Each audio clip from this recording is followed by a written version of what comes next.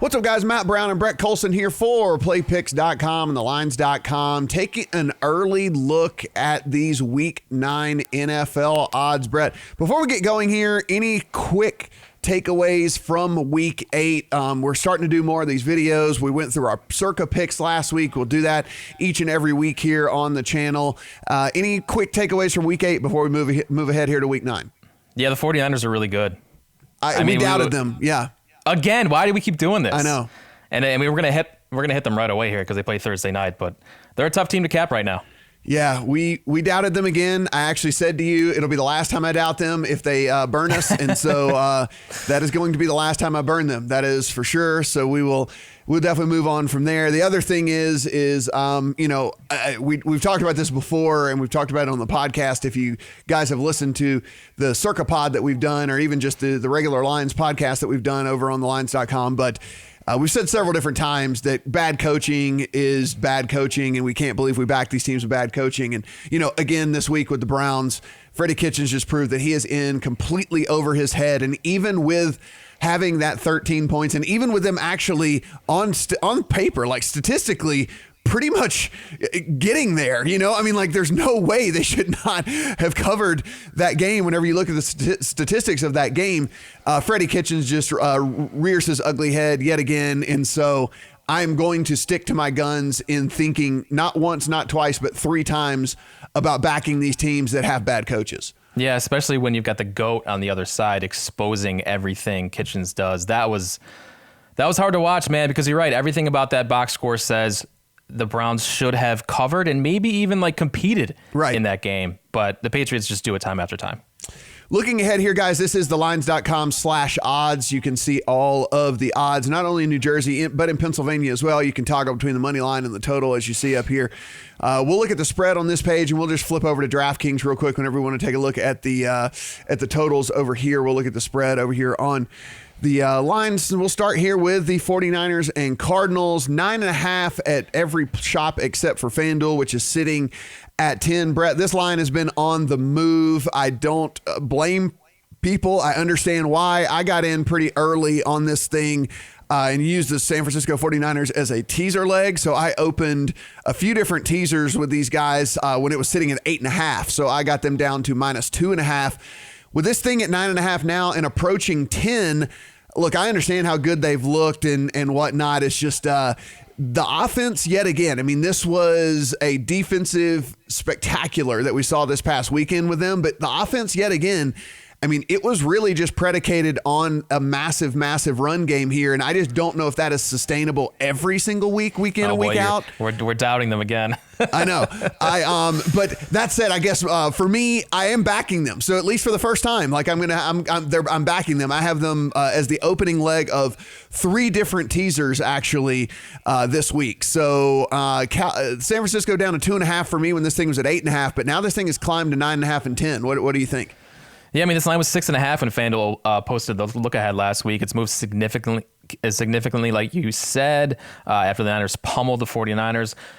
You can certainly say that they were a little undervalued by the market last week, so this is a bit of a correction. But at the same time, you got injuries piling up here for the 49ers. D Ford, Juszczyk, Witherspoon, Breida, Staley, all questionable this week, and on a short week with travel. So, we keep saying this, but this might actually be the week to fade the 49ers going on the road.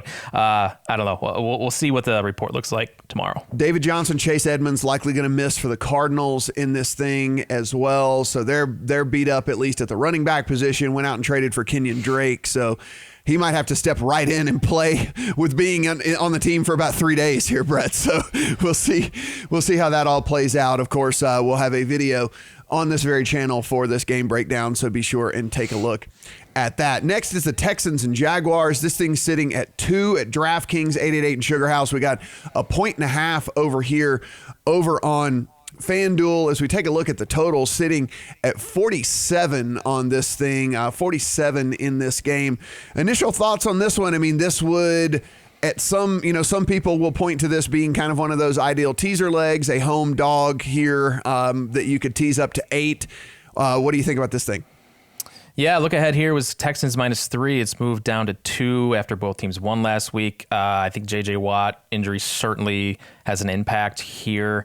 It's London though, man. I don't know how teams travel. I don't know how their routines. This is a really tough game to cap. So I think this is the one I'm just going to throw away and watch. Yeah, probably pass on this thing as well. I mean, I got to see how this Houston Texans team, another team that really kind of got beat in the box score and still came out with a win.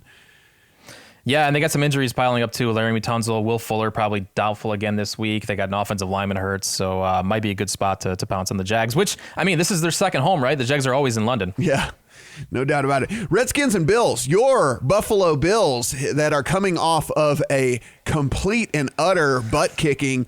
Boy, I mean, you were hesitant to back the team, and fortunately you did not. That was a good call on your part for sure.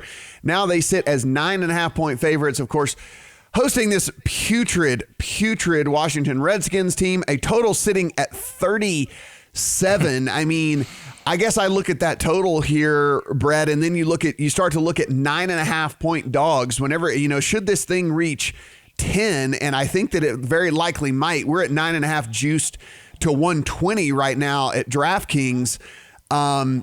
I mean, a 10-point dog in a 37-point total game is almost weirdly appealing to me. Yeah, I'm with you. 9.5 points is a lot for a team to cover that has one of the worst efficiencies offensively in the entire league. I mean, Josh Allen has 0 weapons to work with. He's the only real threat offensively, and the guy's a walking turnover. So I mean, just that alone, even though they're at home here, it's just so much to cover for a bad offense. I know the defense has looked great, but they've got some flaws too. Those were exposed the past couple weeks in the run game. So this is a lot of points. The Vikings and Chiefs only on the board here over at FanDuel right now. Of course, we know why, because we are trying to figure out what's going on with Patrick Mahomes.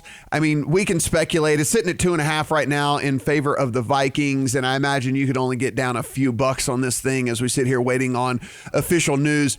Again, I'm not going to play Twitter doctor or video doctor or YouTube doctor here, Brett, but I mean, it still seems a little quick for Patrick Mahomes to come back. It would very, very much surprise me if he played in this game. Yeah, especially when the other teams in that division are losing. I mean, the Chargers got a win last week, but I don't think that team's going to be threatening the Chiefs for a division title. So I don't see any reason to rush him back. Pretty interesting, though. This line moved through a key number since last week. The Vikings were 3.5. It's down to 2.5. Because I mean, the Chiefs looked pretty good last week against the Packers. I thought they were the right side in that game. I thought that proved to be so, even though they didn't cover. But Matt Moore looked pretty composed. The Jets and the Dolphins. Oh my God, the Jets and the Dolphins. That's all I have to say about this. We are looking at 3s across the board here. DraftKings, FanDuel 888, and Sugar House. As we click over here and take a look at the total in this thing, we are taking a look at a total of 40 in this game. Actually just moved to 3.5 there on DraftKings, actually. So moved to 3.5 here in favor of the Jets over the Dolphins. And look, I completely get it, because I guess if we're just looking from a talent standpoint, the Jets do have a little bit more talent than the Dolphins do. And frankly, at this point, if you're the Dolphins, Brett, I mean, you pretty much need to just go ahead and continue on with this tanking thing. I mean, at 3.5, it's actually kind of interesting to me to take the Dolphins, because I think, are they really that much worse than the Jets? My gut here as we sit here, early on a Tuesday where we haven't really dug into these games yet, says no, that they're not that much better not that much worse than the Jets. But I mean, at this point, if you're the Dolphins, with all this draft capital that you have and everything that you're trying to do to rebuild here, I know the players are going to play hard, but aren't the coaches or the GMs or something going to do whatever they can to make sure that they don't win here? Because I mean, it would completely derail everything that they've been trying to do. Well, they did just trade a running back away. They are the management they are making moves to tank, because you're right, the players aren't tanking. I certainly don't think Flores is tanking by the way he was reacting on the field last night. But the look ahead here was 6.5. I feel like we're getting some value on the Jets, even though they have looked putrid. But I mean, what a good get right spot for Sam Darnold, who I'm a believer. I think Darnold could be a Pro Bowler and possibly an elite quarterback in this league. This is a good spot for him to get back on track. So pretty interesting move through the key number and down to 3.5 here. Yeah, it is. It's actually, it didn't move through a key number, but yeah, it's moved 3 points. Yeah. Well, it moved off the key number. Yeah, and so Right. it's certainly something I'll keep an eye on. Pretty interesting to me that thing has moved the way that it has here. All right, so let's take a look here at the Bears and the Eagles. The Bears, God, what can we say about this team? I mean, just unbelievably putrid all over the field here. Eagles, we were kind of waiting on this get right spot for the Eagles. We were kind of waiting on this Eagles team to get a little bit more healthy and maybe start to compete here. And really, this is the beginning of this actually, beginning of the season, this would have been, the last game of a tough stretch. But actually, this is kind of the beginning of a fairly easy stretch here for this Eagles team. Would not surprise me to see them rattle off several wins in a row here, especially as they continue to get more healthy. 5-point favorites at home against the Bears, and a total of 43 in this one. Brett, what we've had to have here at this juncture, one, Matt Nagy has proven himself to be another one of those dunce coaches in the league. So, good on you for going out there and defending being completely wrong and whatever, and not just owning it and wearing it. But he's proven to be a dunce in this league as well. And as we sit here, we're looking at an Eagles team that, maybe is going to get Deshaun Jackson back, as maybe, has got a little bit healthier in their secondary, which was a big weakness, was getting a little bit healthier on the offensive side of the ball as well. And you got a Bears team where the coach had to come out and tell you that he was still going to stick with his starting quarterback. It seems like these two teams are heading in different directions here. Yeah, and that Bears game was so frustrating. I was on them last week. They had 6 or 7 trips inside the 10-yard line and got 16 points. How is that possible? I understand Trubisky's bad, but you've got to find a way to scheme a way into the end zone there with David Montgomery. I mean, how they didn't cover or even win against the Chargers was unbelievable. But yeah, that's just a poorly coached team. And you're right, they are headed in different directions, because I think the Eagles are on their way to a playoff push, especially if they make some moves here. Key injuries, though, I mean, like you said, Deshaun Jackson maybe comes back. Jason Peters, Timmy Jernigan, Miles Sanders got hurt against the Bills. So some things to watch for there. But this has moved 2 points, maybe 1.5 points off the look ahead. So people are starting to respect the Eagles. Yeah, would not surprise me to see this thing get to 6, actually, Yeah. by the time this is all said and done. I think that there's going to be a lot of people jumping off of this Bears bandwagon here against this Eagles team. It's a bad matchup for the Bears, too. Go ahead and make a move here. Colts and the Steelers. Colts minus 1.5 across the board as we sit right now, and 43. And as we're sitting here talking, this thing moves to 1. So Steelers -1, Colts +1 here on DraftKings. Total of 43. Brett.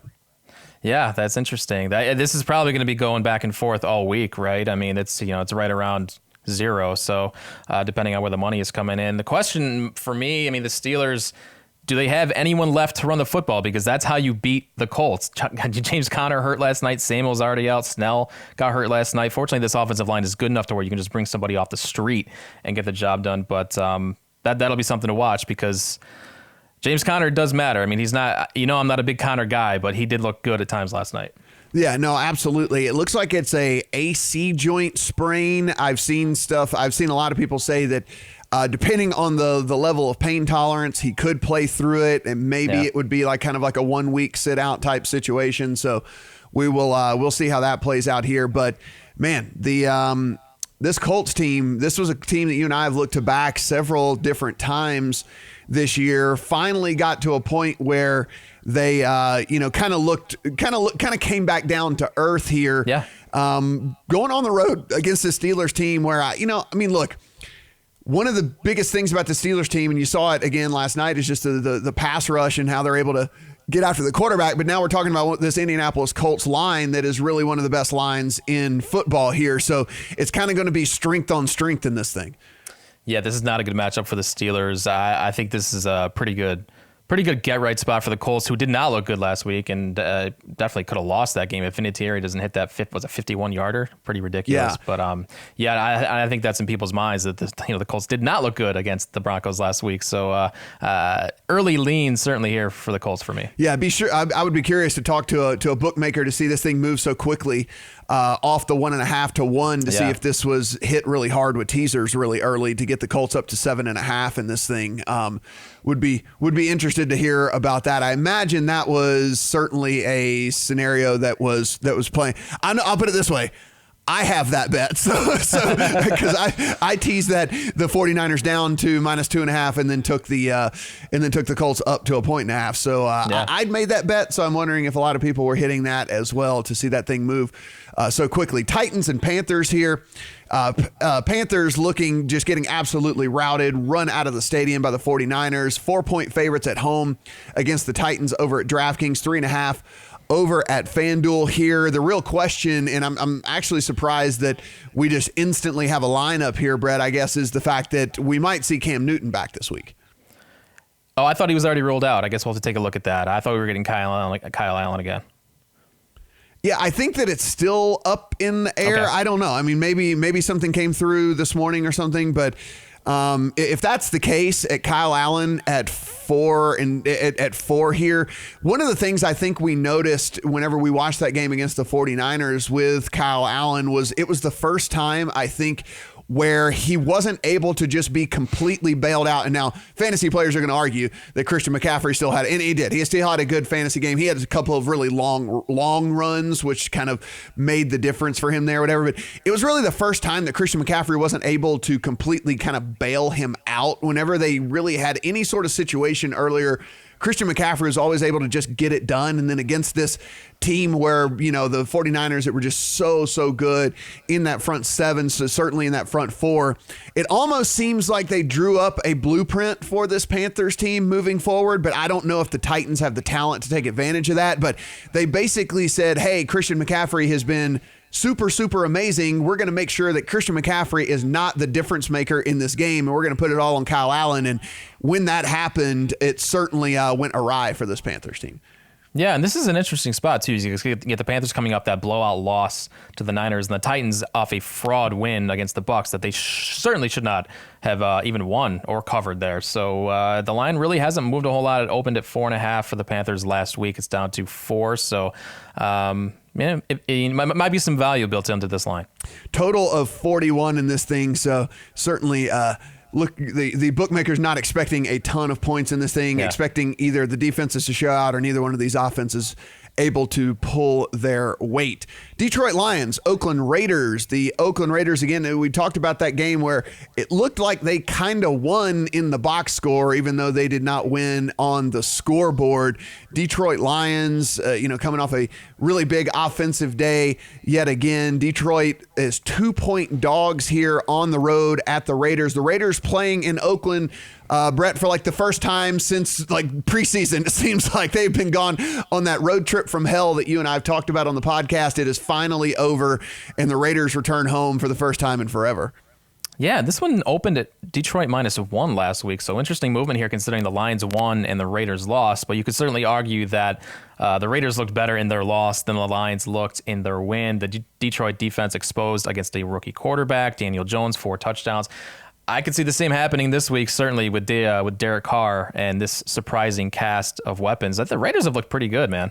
If you look at the statistics, they are top 10 in a lot of offensive categories. It's pretty shocking. Like when you look and see a lot of efficiency statistics, a lot of just overall statistics, like they're top 10 in the NFL in a lot. I mean, listen, people can make fun of Gruden. You watch Hard Knocks and he's goofy and he's whatever, but the dude can draw up a game plan and the dude can draw up some plays, and it has been working for this Raiders team that, look, you just got to call a spade sometimes. That just doesn't have all that much talent on it to begin with, and they're be able to compete in these games, and not only compete, but get right there in the chance to win some of these things. And total sitting at 50.5, and I got to be honest, I think that is maybe even a shade low here. Yeah. I see points all over the place in this thing. Yeah, I think if you like the number right now, just get it because it might climb. And as far as the Raiders go, I think the market's finally taking notice, and we're seeing that here with this line movement off a loss. It's moved 3 points the other way. So I think people are starting to recognize that the Raiders are a real football team. Yeah, and I think you're right. I mean, if you like the 50.5 number, maybe you just get it in your account right now, and a middle opportunity might even present itself, right? I mean, like this thing could climb 3 or 4 points by the time we get going here, and then you could come back on the other side here and have a nice little 3 or 4 point middle opportunity, because I like you believe that this thing is only going up. I cannot imagine any scenario in which it's going down. Yep, fully agree. I think it could end up at like 52, maybe 52.5. Sitting here, Bucks and the Seahawks. The Seahawks 6-point favorites at home here at DraftKings, 6.5 over at FanDuel against this Bucks team that just can't seem to get out of their own way. Again, another team that when you kind of look at how the game played out, it looked like a box score of a team that won, not a team that lost. And the Seahawks playing, I would say, almost down to their opponents this past week. It looked like there was going to be a runaway win there against the Falcons, but it didn't necessarily come to fruition. Russell Wilson finally had a comeback to earth game, guy was leading in the MVP race, Brett, but he didn't look especially sharp in that game. Yeah, he had to just shred that Falcons defense, right? I mean, he was the MVP favorite as of last week. He's dropped now after really, like you said, didn't look all that great against one of the worst defenses in the league. This is an interesting game. It opened at 5.5 last week for the Hawks, moved to 7 this week, and now back down to 5.5. So there's definitely some volume coming in. 59 is the total at DraftKings right now. 59, Brett. This is going to be a fun one. Yeah. If you like offense, yes. If you don't like tackling or coverage, then don't watch this game. The Browns and the Broncos, 3 painted across the board as we sit right now. Browns 3-point favorites on the road at the Broncos. Of course, the big story here is Joe Flacco is at least going to miss this game, if not more. They say it's not career-threatening injury, but certainly could be a multiple-week injury for him. And so you and I were joking around in the Slack channel yesterday. I actually had to Google. I had to go into the Google machine to find out who was going to be starting for the Denver Broncos this week. Yeah, Brandon Allen starting for the Broncos. By far the worst Allen. Even if we get Kyle Allen, he's by far the worst Allen starting a quarterback this week. And the other two aren't very good. I mean, but how much worse can this guy be than Joe Flacco? I mean, if you don't think it's that much of a drop-off, then the Broncos should probably be in your account this week because that defense is really stingy and playing better every week. The spot at home here against Freddie Kitchens is pretty enticing. 39 the total in that one, so not expecting there to be a lot of points scored in that one. I cannot blame the people out there. Who'd have thought that a Browns total would ever be in the 30s this year? I know. Wow. With all that offense, it's absolutely nuts. Packers and Chargers. Packers head on the road to the Chargers. 3.5 point favorites depending on where you look here. And as we've mentioned time after time, Brett, this is quote unquote a road game, but the Chargers really have no home field advantage whatsoever. I imagine there will be, as well as as popular as the Packers are as a team, and 2, as well as they travel. I would imagine getting out of Green Bay to go to LA in the beginning of November probably was a nice little vacation spot for a lot of these people. I imagine that stadium is going to be mostly green. Yeah, I'm sure this has been circled for Packers fans all season long. This is a home game for Green Bay, essentially. So I mean, you can't build in any home field advantage for the Chargers here at all. This is going to be like the Steelers on that Sunday night game, Monday night game. Yeah, no, absolutely. Sitting at 46.5 total here. That one's actually pretty interesting to me. Seems a tad bit high initially on my kind of as without digging in quite yet. Certainly going to take a look at that one a little bit further because I just don't have any faith in this Chargers offense. I mean, it's just it looks broken and whatever it might be. And who knows what's going to happen by the time you watch this video. Maybe Melvin Gordon's out of town there. Who knows? I mean, like there's no telling what's going on with this Chargers team here. And so I don't know. What do you think about a 46.5 total in this one? I mean, I understand the Packers can put points on the board, but I don't know if the Chargers will be able to do their part. Packers defense has been pretty leaky of late too. That defense that looked like a top 5 unit has dropped off pretty considerably. But like you said, the Chargers offense is bad. I do think they can put up some points here though. Just kind of they have to trust Anthony Lynn to find ways to get this run game going again, because that's how you have to beat the Packers. Yeah. So, I mean, get Gordon, get Eckler involved, find ways to get these guys in space and move the ball down the field.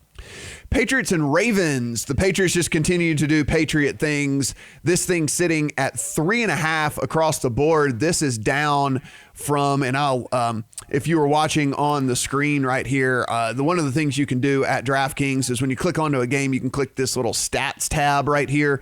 And if you click betting trends, it will actually show you the line movement throughout the course of the thing. And you can see this thing opened at 5 and is now all the way down to 3.5. You can see it even dipped to 3 at some points throughout the course of the last 24 hours here. So a lot of people backing this Ravens team here, Brett. And I got to be honest, I think this might be one of those situations where I think a lot of people might over handicap this game, where I think a lot of people might think that this is the sharp spot to get on the Ravens here. But I'll tell you this, I mean, while he has gotten better at passing, look, Lamar Jackson is certainly not going to beat this Ravens team through the air. They're going to play zone. They're not going to turn their back to him. So they're going to keep him. They're going to keep eyeballs on him at all time. He's not going to be able to run wild, and they're going to make him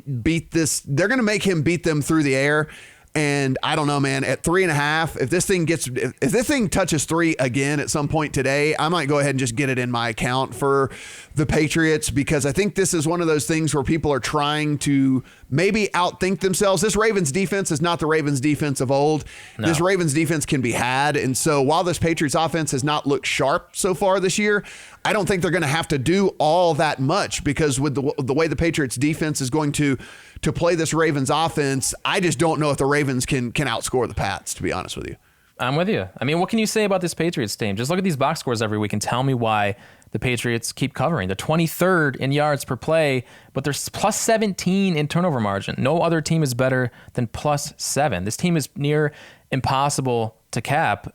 They should not be covering any of these games, and they just do it every single week. It's frustrating, because I thought last week was the spot with the Browns. We both liked the Browns last week, and short rest for the Patriots and a full week with the bye week for the Browns, and they just Kitchens came out and they just looked unprepared. Yep. So you got 2 great coaches here. This is going to be a fun game to watch. I'm going to have nothing to do with this game. Yeah, I'm going to dig in a little bit further here. I just feel Belichick is just such a wizard at understanding how to take away a team's best player. Of course, with this, we know for sure that it's Lamar Jackson. We know for sure the most dangerous thing about him is that what he does with his legs. And I see them just lining up in zone.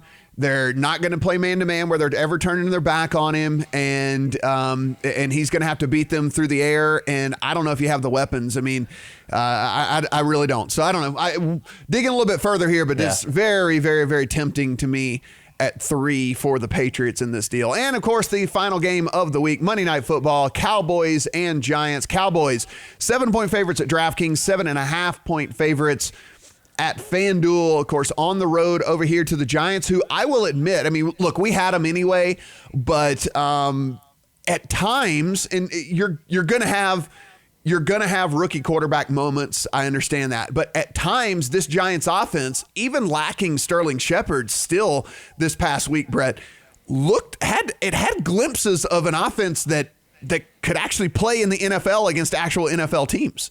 Well, it should. I mean, look at the talent on this roster. They should be able to move the ball down the field, regardless of who's a quarterback. So, that was it was good to get the backdoor cover there, because that was a lot of points that they were getting at Detroit. This one, I gotta admit, when I first looked at this, it looked like a lot of points for a NFC East division game for a road team to cover, but Dallas off the bye, and this, Dallas, when healthy, you could say they're as good as really anybody in the NFC right now. Total sitting at 48 in this one seems about right. I mean, the Cowboys should have success through the air against this Giants secondary. And if this Giants offense can even replicate anything of what we saw last week, they should be able to put some points on the board as well. 48 seems about right. I don't really have a lean one way or the other seeing that total. Brett, I don't know about your thoughts. No, looks right to me. Yeah, seems like that's kind of how to play that one. We'll dig a little bit further here. I mean, I don't know. Maybe this is a Cowboys, tease down to 1, and they just come away with the win in this thing. But we'll dig in a little bit further, and of course, we'll have a breakdown of this game as well over at PlayPicks and the Lines. Guys, as always, if you're going to sign up for a sportsbook, head over the Lines and PlayPicks and take advantage of the offers there. As you can see, we have all of these things and this is just a handful of them right here. We have even more, but free money, risk-free bets, match bets, all the different things like that. So if you're going to play, take advantage of that. It's plus EV, and we need as much over the sports books as we can possibly get here. So take their money, take their free bets, be sure and do all that. You can find all of the offers that we have. Actually, if you just go to playpicks.com/bonus, everything that we have, even with some DFS offers, are listed on that page for your viewing pleasure. Brett, it's going to be a fun week, my man. I'm looking forward to everything here. Looking forward to breaking these games down and looking forward to talking about which one of these, which 5 of these, I should say, actually ends up making our card later on this week. Yeah, there's some fun games on this one. I'm really looking forward to 49ers Cardinals on Thursday.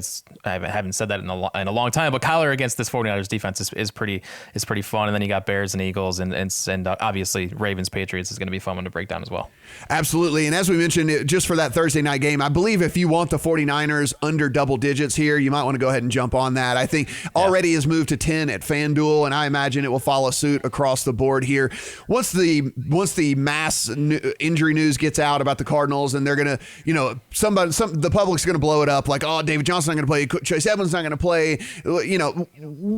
We're not hashtag team running backs don't matter here. Brett and I both understand that certain running backs do matter, and certain running backs certainly play a big role in this. But we've seen David Johnson go out before and Chase Edmonds fill in and do admirably and whatever. So I don't think that it's going to be that big of a deal with those guys out. I mean, we're talking about a team that's just basically throwing it on every play as it is anyway. So I imagine this thing will definitely get to and stick at 10 at some point before Thursday. So if you want it under 10, I would probably go ahead and go get it if you want that. But we'll be back a little bit later in the week and, of course, get all of the written breakdowns of all of these games over at the Lines and over at PlayPicks. Guys, we'll see you guys on Thursday.